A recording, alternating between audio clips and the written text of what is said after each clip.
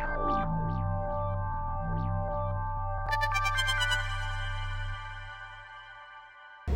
truly can say of myself that I am a writer, and I only understand it now with maturity, because in the past I was waiting for the rhythm, I was waiting for the feeling, I was waiting for the duppy to take me, and the duppy wasn't coming. So what that means is you would never ever get anything written.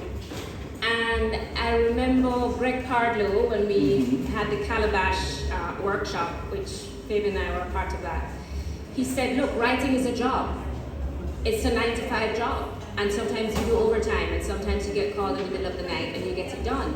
And if you don't treat writing like a job, you will never get anything done. So the best book is a finished book. And you can think about the rest after that. And so once I changed my mindset about how I approach writing, then the craft came, and my willingness to edit came, and my appreciation for feedback, the good, the bad, and the ugly. There's a lot of ugly.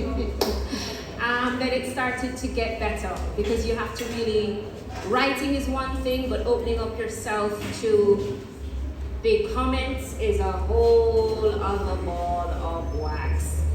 So I would say it's resilience. You just have to keep writing, and I have been working on how to do, I guess, what would I call that? Poetry soup. So you have half a poem, and you put them in the pot and turn it on high and mix it up, and maybe one good poem will come out. And I was never like that before. I was really sitting there waiting for the whole poem to come out lock, stock, and barrel. And well, if you are really a writer, you don't have that luxury.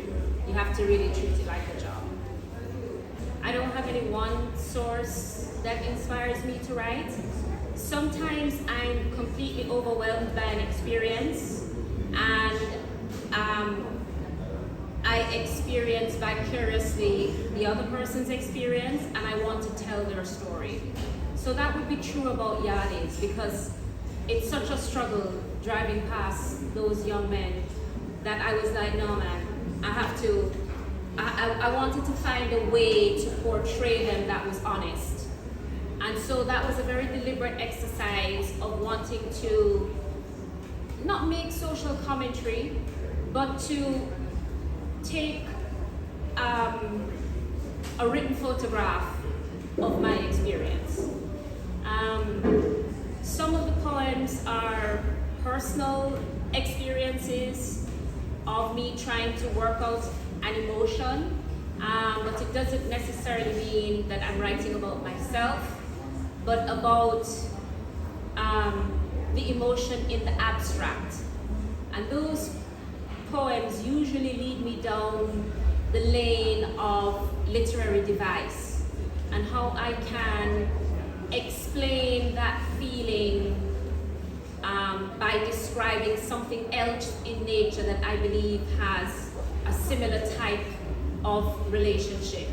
So, for example, in the poem Landscaping, I worked at it by trying to explore a literary form called a sestina, which, not that, but it sounds sexist, I wanted to try it out, which is that you repeat the line again and you start it over with a different intention, right? So my objective was wanting to see how I could use the sestina to emphasize that pounding, that feeling that I was feeling, but it wasn't about me per se. So it says, landscaping. Help isn't coming. Motherhood has made me slovenly. Loving has wilted the bougainvillea blooms, guarding the walls of my spirit garden. I am scratched up and incomplete. Motherhood has made me slovenly. Am I not worth saving from weeds, netting through good soil and stone? I long to be the bird that God feeds. Sinner, savior, salvation requires wings. Am I not worth saving from the weeds? Waiting in my fatherless marriage, plowing blade of grass, tickles and stings, a new birth mirrors still life, with one eye open, smiling back at me. Waiting in a fatherless marriage, shame germinates in memories. Buried in my unkempt bed of dreams, I forgot to water the seedlings. Still, they flourish on self-hatred. Shame germinates in memories beneath fallen hibiscus petals, blushing at my nakedness and scars. Silence muffles my children's screams. Help isn't coming.